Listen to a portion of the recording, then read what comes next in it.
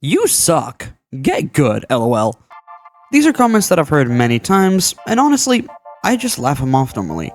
Mainly because, well, they're true, but also because there's other reasons that I can't necessarily always be as good as I would like to at some games.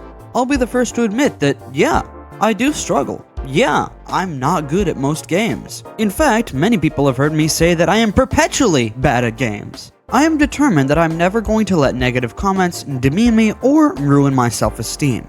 However, I did feel it was necessary to make a video that explains exactly why I struggle so much so that I don't have to keep explaining myself. In the process of this happening, this has ended up being one of my favorite videos I've worked on, and I hope that by the end, you'll be able to see how. I have been diagnosed with FAS, which is Fetal Alcohol Syndrome. This is different than FASD, which is Fetal Alcohol Spectrum Disorder. Think of it like being clinically diagnosed with autism versus being on the spectrum. Today, I'm going to show you the good, the bad, and the ugly, and pull back the curtain on what it's like to game with physical and mental disabilities.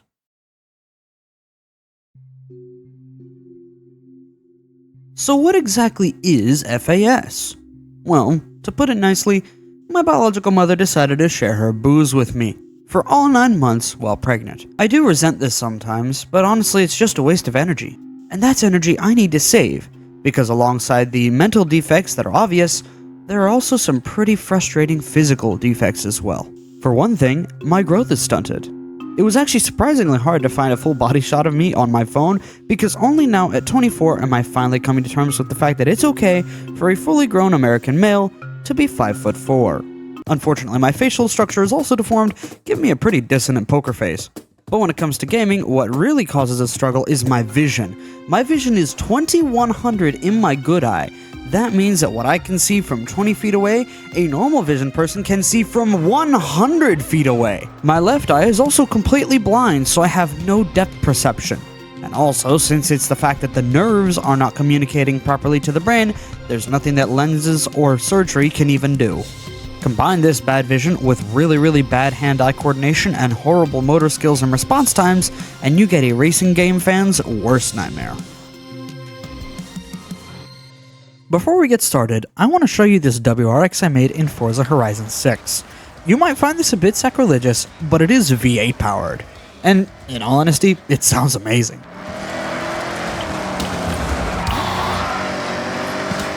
But the main reason I like it is because it is perfect for driving the way I do. And yes, by driving the way I do mean using my opponents as my brakes because I can't see the turns until I'm right on top of them. And no, I don't do multiplayer. I already showed you what my vision can do with a filter on a photo, but let me show you what it does to a video of me playing a game. This is pretty much what I see. And yes, I deliberately used the same clip from earlier. You can really see a difference, can't you? Honestly, I'm shocked I'm even able to do what I'm able to do at all. Another game that I really wanted to love but just couldn't is Rocket League. A lot of people will say, oh, anybody can be good at Rocket League, you just have to put the time in. Okay, I have 500 hours in that game. I did a lot of grinding, and the best I could ever do was gold. Low gold. Barely average. So that's the cause of some of the abominable gameplay you've been seeing on the channel lately. My eyes can't see what I need to do, and my hands can't do what they're told to do as fast as I need them to do it. But that's okay. About a year ago, I reached a breaking point. I sucked at every game I tried to play, and whenever I said something about my vision to communities, all of a sudden that was my whole personality and excuse for not getting better. While the community for Blur, this game, was one of the worst, massive props to Enan for actually being super chill and actually allowing me to have fun with the game.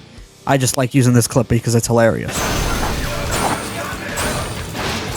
But it was at this point that I decided that I wanted to look for other games that didn't require good vision. And that's how the 6040 gaming channel, then called the Oddball Gaming Amalgam, was born. And yeah, that was actually just over a year ago. In fact, we're having a giveaway to celebrate. Watch to the end to find out how to enter. But now let's talk about the 4 best games that actually made me feel like I was accomplishing something. Number 4, Tin Can Race. The tracks are wide, everything's super legible, you can tell exactly what's going on, and the UI is clean. Number 3, Cars 2. I've actually made a whole video about this game.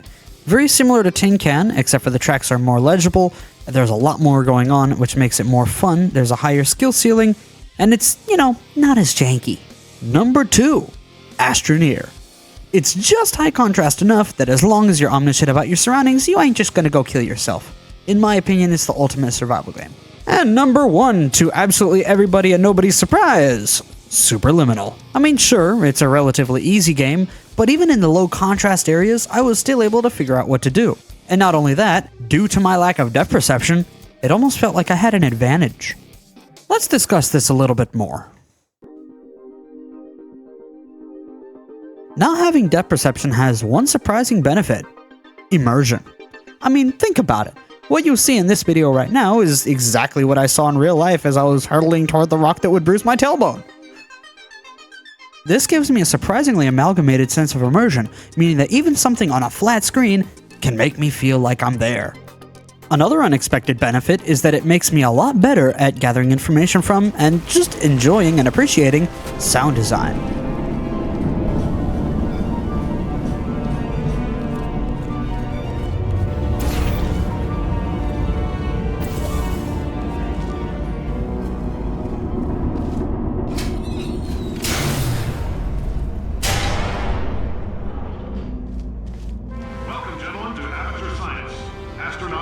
War heroes, Olympians, you're here because we want the best, and you are it.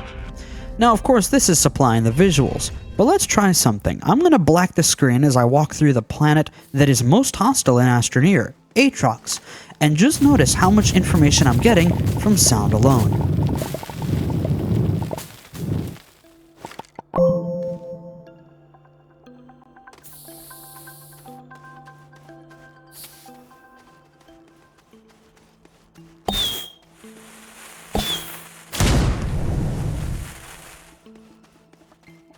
How'd that go? Pretty cool, huh? There's another interesting benefit that I want to share. Because of the fact that I can't really trust the different loops needed to play games well to do their job properly, I find that I really don't take a lot of unnecessary risks when it comes to gaming. The only time you will see me taking risks is in things like this, what you're seeing on screen, where I actually know what I'm doing well.